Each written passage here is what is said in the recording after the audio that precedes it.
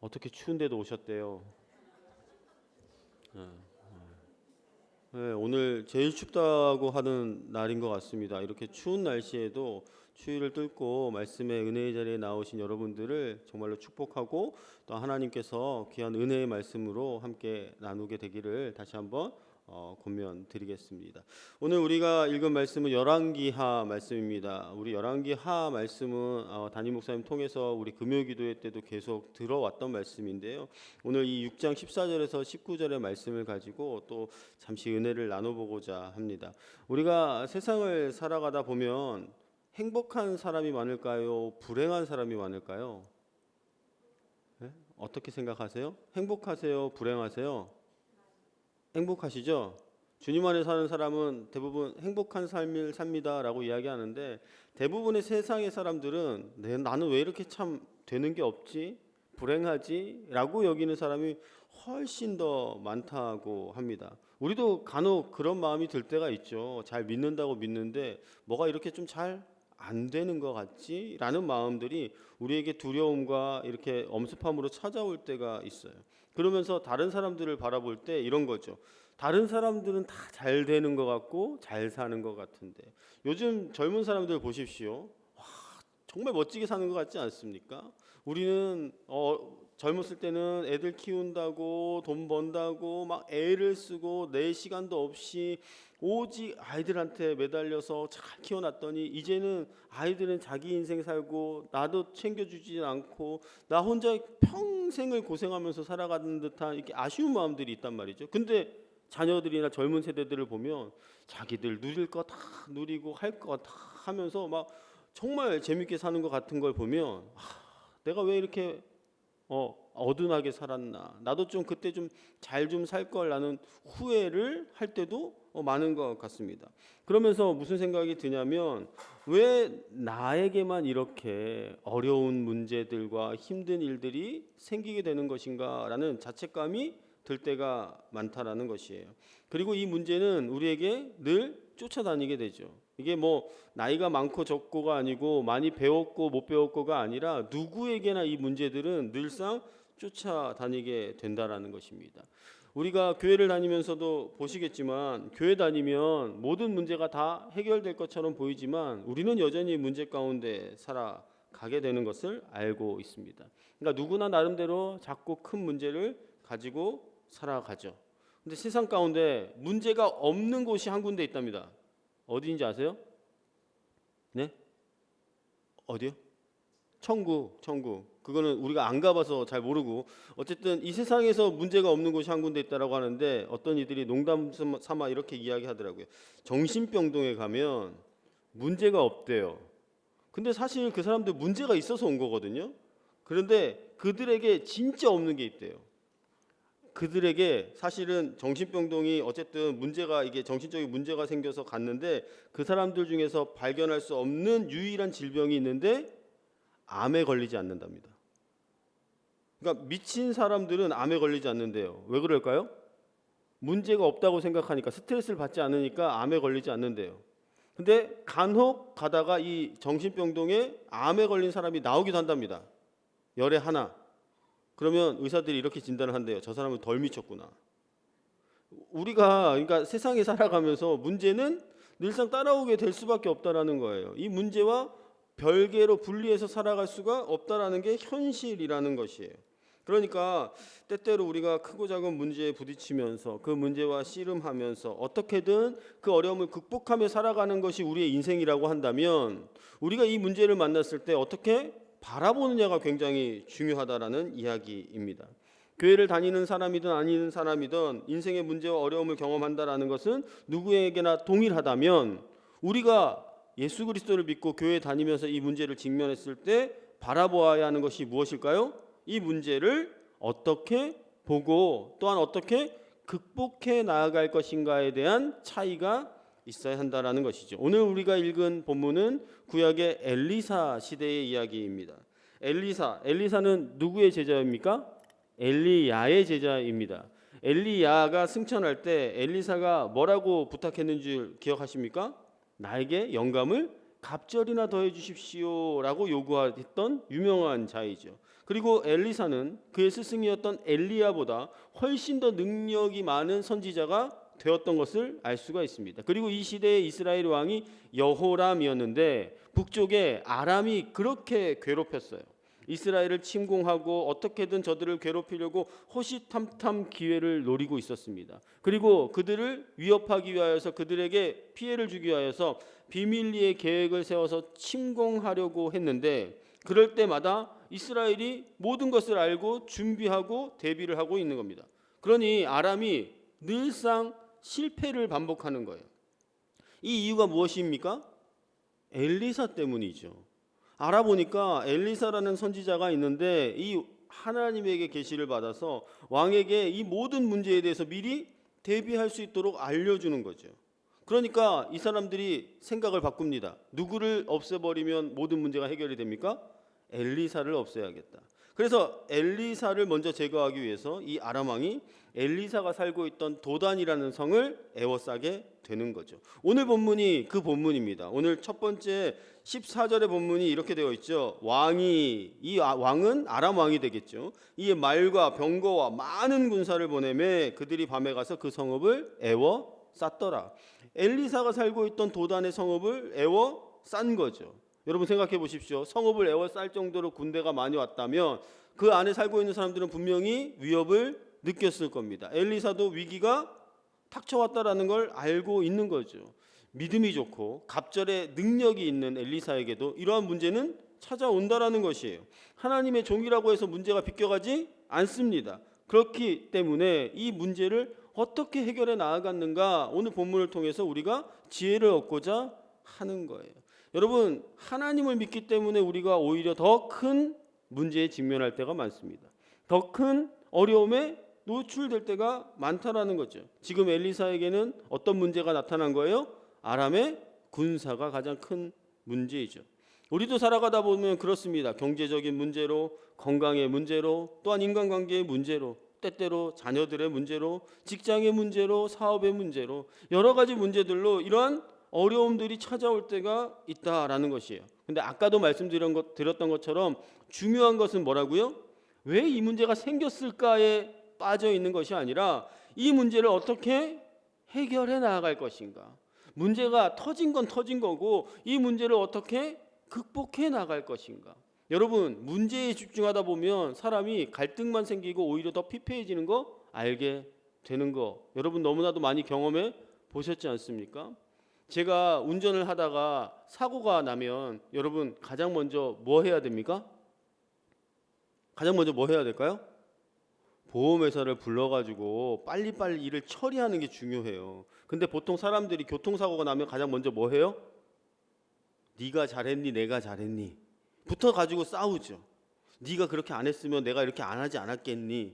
그러면서 막 여기서부터 치고받고 싸우다 보면 이 문제가 해결이 안 되고 더 문제가 가중되는 거예요. 가정의 문제에서도 마찬가지 아닙니까? 문제가 일어났으면 그래 이 문제가 일어난 걸 우리가 어떻게 잘 해결해 나갈 수 있을까 방법을 찾아야 되는데 너가 왜 그렇게 해서 막 이렇게 시작하면서 벌써 말투부터 기분 나쁜 이야기를 하면서 문제를 키워가는 것들을 우리가 늘상 경험한다라는 것이에요. 그리고 문제가 일어나 봐야 그 사람들의 진짜 믿음이 드러난다라는 것 우리 너무나도 잘 알고 있습니다. 순풍에 돛을 달고 유유히 떠다니는 배에서는 우리가 그 사람의 믿음을 알 수가 없다고 이야기해요. 다 고만고만 비슷하게 보이는 거죠. 언제 알아봅니까? 어려운 일을 만났을 때. 그때 믿음이 진짜인지 가짜인지 드러난다고 하지 않습니까? 자, 오늘 15절의 말씀에 보니까 병거가 둘러쌌죠. 15절에 하나님의 사람의 사환이 그 엘리사의 사환이에요. 일찍 일어나서 나가보니 군사와 말과 병거가 성읍을 에워쌌는지라. 그의 사환이 엘리사에게 말하되 내 주여 어찌 하리까 라고 이야기를 합니다. 무슨 얘기입니까? 엘리사의 사환이니까 이도 하나님을 아는 사람이었을 거예요. 근데 그의 입에서 나오는 모든 이야기에 보면 하나님에 관한 이야기는 없죠. 그냥 눈에 보이는 것 가지고 위기를 느낀 거예요. 문제를 파악은 했는데 이 문제를 어떻게 해결해 나아가야 할지 답답한 거죠. 눈에 뭐가 보입니까? 말과 병거와 군사들이 보입니다. 그리고 그 보였던 문제를 가지고 엘리사에게 나아가서 뭐라고 이야기하죠? 내 주여 우리가 어찌하리이까. 여기 보니까 아도 하나만 쓴 게 아니라 두 개 썼어요. 그러니까 깊은 탄식인 거죠. 이제 우리 죽었습니다. 우린 끝났습니다. 이런 얘기입니다. 우리가 어떻게 하겠습니까? 이건 안 됩니다. 라고 이야기하는 것이죠. 하나님은 어디에도 보이지 않고 이 문제만이 그들에게 드러나게 된 거죠. 우리도 그렇습니다. 문제 앞에서 실망하게 되죠. 조그만 일이 생기면 쉽게 무너질 때도 있습니다. 평소에 그렇게 믿습니다 하면서 살아와도 정작 믿음을 보여야 할 때는 그 믿음을 제대로 보이지 못할 때가 많기 때문이죠. 왜 그렇습니까? 오늘 이 사환 같은 상황에 놓여있기 때문입니다. 문제만 바라보기 때문인데 그 문제를 어떻게 해결해 나아가야 하고 그 문제를 다루실 하나님을 보지 못하기 때문이라는 것이에요. 영적으로 이야기하면 현실의 문제에 대해서는 육신의 눈으로만 바라보고 영적인 눈을 뜨지 못하기 때문이라고도 할 수가 있습니다. 그러니까 믿음의 기준으로 보면 우리가 그 너머에 있는 누구를 바라보아야 하는 시각이 필요할까요? 하나님을 바라보는 것이 필요하죠. 엘리사가 지금까지 놀라운 일들을 했던 것 누구 때문입니까? 엘리사가 뛰어난 것이 아닙니다. 그에게 능력을 주신 하나님이 하신 것이거든요. 그러니까 엘리사의 사환도 엘리사를 바라보는 게 아니라 누구를 바라보아야 하는 것이 더 중요했습니까? 엘리사와 함께 하신 하나님, 그동안 이루시고 행하셨던 하나님을 바라볼 수 있었다면 그가 좋은 믿음이었겠죠. 그런데 오늘 이 이야기를 들은 엘리사가 그 사환에게 16절 이렇게 이야기합니다. 다 같이 읽어보실까요? 시작. 대답하되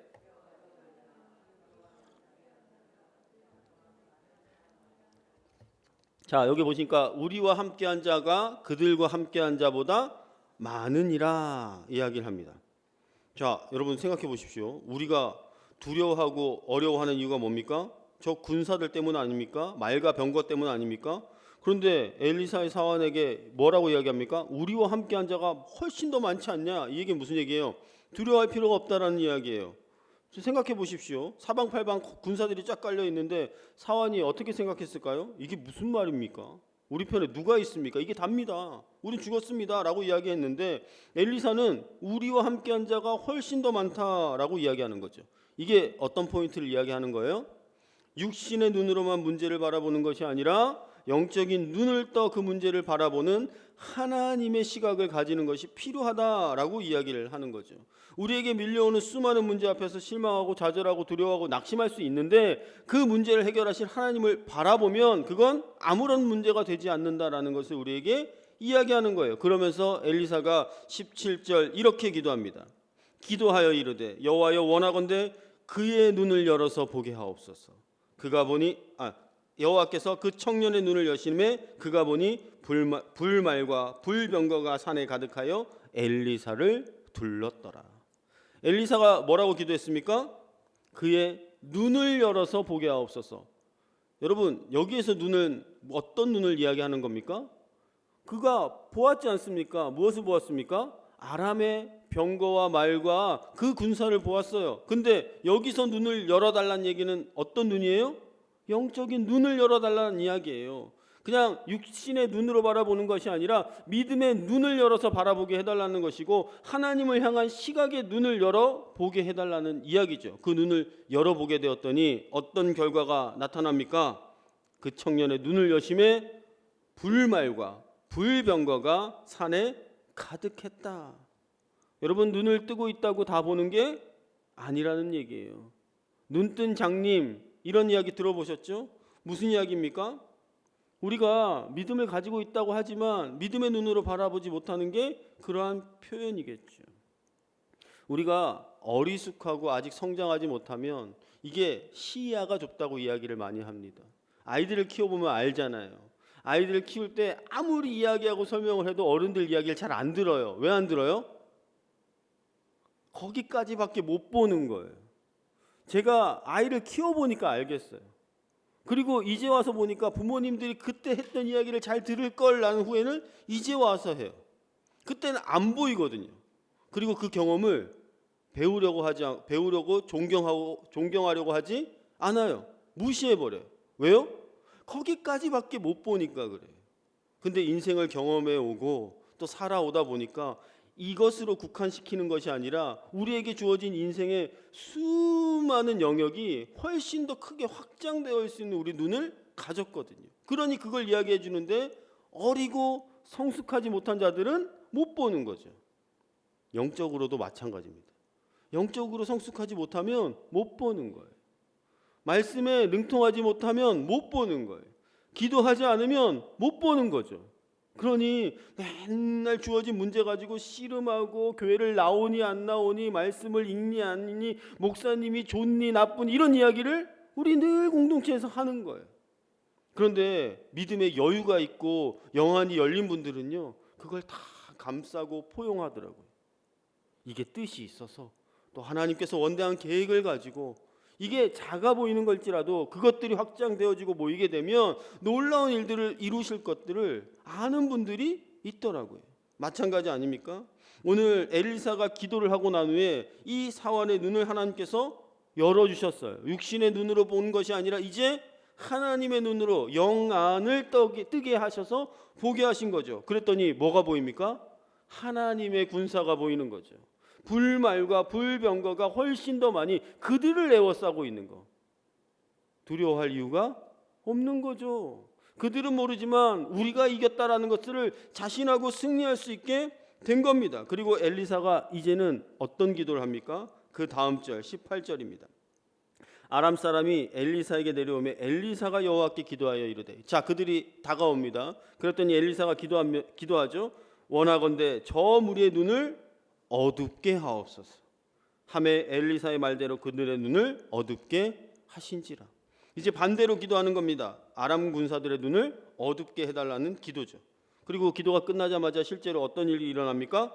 그들이 어두워졌어요. 여기가 어딘지 어디로 찾아가야 되는지 길을 못 보고 가야 할 길을 놓쳐버렸어요. 엘리사를 사로잡기 위해 죽이기 위해서 살기 등등해서 왔던 그들이 이제 눈이 머니 어디로 가야 할 바도 모르는 거예요.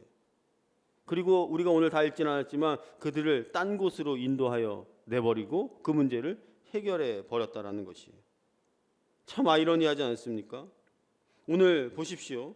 처음에는 엘리사의 사환이 영안이 감겨 있어 두려워했는데 눈이 떠지고 나니까 모든 것들이 아무런 문제가 되어지지 않는 거죠. 그리고 대적들은 오히려 유관이 감기게 돼요. 그것을 모든 문제가 아닌 것처럼 다른 어떻게 생각해 보면 굉장히 어리숙하고 멍청한 결과를 그들은 낳은 거죠. 막 살기등등해서 왔는데 앞에 안 보이니까 앞에 문제도 해결할 수 없는 굉장히 약한 모습으로 전락해버리고 말았다라는 것이에요. 오늘 이 본문을 통해서 우리가 깨달을 수 있는 가장 좋은 지혜는 무엇입니까? 우리의 눈을 열어 보게 하는 그 하나님을 기대하는 겁니다. 오늘 이 문제에 부딪혔을 때 엘리사가 한 것이 무엇입니까? 성경은 명확하게 얘기하죠. 기도했다. 우리에게 필요한 것이 무엇입니까? 기도하는 것입니다. 그래서 우리에게 하나님께서 말씀과 기도라는 가장 큰 두 가지의 핵심 과제를 주신 거죠. 내 눈을 열어 보게 하옵소서. 이런 기도가 우리 가운데 늘상 필요하다라는 것이에요. 문제에 사로잡히는 것이 아니라 오히려 그 순간 차분해지고 오히려 하나님 앞에 기도하며 하나님을 찾고 내 눈을 열어 보게 하옵소서라는 기도와 함께 우리의 영안이 떠지게 되면 하나님의 시각으로 그 문제를 바라볼 수 있게 된다는 것이죠. 그 문제가 바로 해결되어서 그 기도를 한다는 게 아니라 그 문제를 바라볼 수 있는 시각이 바뀌게 되면 문제가 더 이상 문제가 아닌 것처럼 여겨질 수 있으니까요. 그러한 마음으로 우리가 기도할 수 있어야 한다는 것이죠. 육신의 눈을 가지고 그 문제를 곱씹어 묵상하면서 실망하고 좌절하는 것이 아니라 영안을 가지고 하나님의 임재와 하나님의 능력을 묵상하다 보면 그 문제를 극복해 나아갈 수 있는 은혜가 있게 된다는 것이에요. 우리가 기도의 응답이 그런 거 아니겠습니까? 여러분 뚝딱 이루어지는 것도 기도의 응답일 수 있죠. 그것이 우리가 바라는 최상의 기도의 제목이죠. 그런데 그것만으로도 하나님께서 늘 우리의 기도를 들어주시는 것은 아니더라고요. 마음의 평안함을 주시는 그 은혜가 우리에게 있어 가장 좋은 기도의 제목 아니겠습니까? 제가 한때 이 신학을 시작하고 사역을 시작하면서 마음이 너무나도 조급했어요. 그리고 부모님들께 계속해서 기도의 부탁을 했어요. 왜요? 조급한 이유가 뭡니까? 나이 들어서 결혼해서 신학하고 목사를 한다라는 게 불안하니까 그렇겠죠. 근데 부모님들이 늘 기도해 주시면서 가장 큰 조언이 무엇이냐면, 그러니까 기도하는 시간을 더 가져야 된다 라고 이야기를 권면을 하셨어요. 그리고 그것은 지금 아무런 문제가 되지 못할 것. 이 시간을 어떻게 쌓아가느냐에 따라 앞으로의 사역이 잘 정리가 될 거다.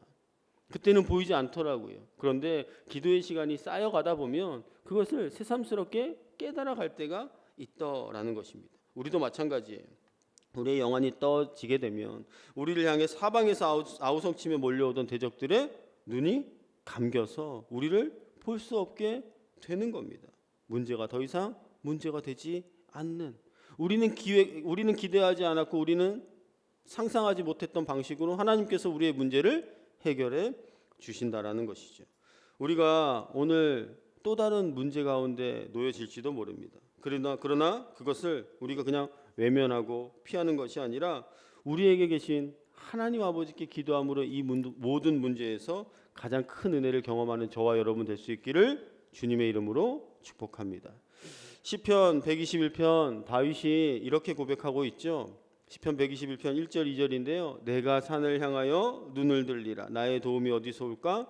나의 도움이 천지를 지으신 여호와에게서로다. 무슨 이야기입니까? 그분을 향하여 눈을 들 때 하나님께서 도우신다라는 거죠.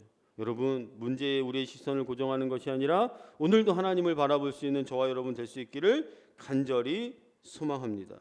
우리가 문제보다 크신 하나님, 우리의 인생보다 크신 하나님, 모든 것을 아시는 그 하나님께서 이 모든 문제를 주관해 가신다라는 것이에요. 그래서 우리가 예수 그리스도를 믿는 사람은 기뻐하며 찬양할 수 있는 이유가 문제가 없어서가 아니라 문제보다 크신 하나님이 내게 있기 때문에 그분을 찬양하고 그분에게 영광을 돌릴 수 있는 거죠. 그러므로 오늘 우리에게 있는 하나님을 다시 한번 발견하시길 바랍니다. 내 안에 살아 숨쉬는 성령님께서 더 이상 일하지 않는 상태에 머무게 하시지 마시고, 내 안에 성령이 살아 숨쉬어 우리의 영안을 열어 우리에게 주어진 문제가 문제다워 보이지도 않는 그런 은혜가 우리에게 있어야 한다라는 것이에요. 로마서 8장 31절을 읽으면서 오늘 말씀을 정리할까 합니다. 우리 다 같이 한번 읽어보실까요? 만일 하나님이 하반절이에요. 만일 하나님이 우리를 위하시면 누가 우리를 대적하리요. 이야기가 무슨 이야기인지 아십니까? 믿음의 능력이 이런 것이라는 거예요. 우리에게 신앙의 선배들이 가장 중요한 것이 무엇이에요? 우리 믿는 자에게는 하나님이 우리와 함께 하신다라는 거예요. 우리를 대적할 자가 어디에도 없다. 여러분, 바울과 실라가 빌립보 감옥에 갇혀 있으면서도 주님을 찬양했죠. 그랬더니 놀라운 일들이 벌어지는 것을 우리가 성경에서 발견할 수 있습니다. 무엇 때문입니까? 하나님이 함께 하시니, 하나님이 함께 하시니 우리를 대적할 자가 없다라는 것이죠. 이러한 신앙의 선배들이 우리에게 남겨놓은 위대한 신앙의 고백이 좀 전에 읽은 로마서 8장 31절입니다. 환난과 어려움을 정면 돌파하며 이겨낼 수 있었던 가장 큰 이유는 문제를 바라보는 것이 아니라 문제보다 크신 하나님을 바라볼 때 그 문제가 더 이상 문제되지 않음을 경험하며 우리에게 평안함을 주셨던 그 하나님, 우리가 하나님이 우리와 함께 하시면 문제될 것이 없다라는 것이죠. 벌써 한 달이 지나고 또 새로운 한 달을 맞이했습니다. 어떤 문제가 우리 앞에 놓여 있는지 우리는 알 수 없습니다. 그러나 우리의 믿음의 문제가 우리에게 가장 중요한 것으로 기억되신다면 오늘 이 한 달, 또 오늘부터 시작되어지는 만나 기도회를 통하여서 주제가 나는 어디쯤에 지금 서 있나요? 라는 주제더라고요. 우리의 모습과 믿음을 점검해 볼 수 있는 기회로 삼으시고, 내게 부족했던 기도가 저녁에 더 풍성한 기도로 누려지시기를 바라고, 그러하면서 그 가운데 문제보다 크신 하나님을 만나게 되심으로 이 세상을 이기며 살아가는 엘리사와 또한 하나님의 사람처럼 우리가 승리하며 살아갈 수 있는 저와 여러분 될 수 있기를 간절히 축복합니다.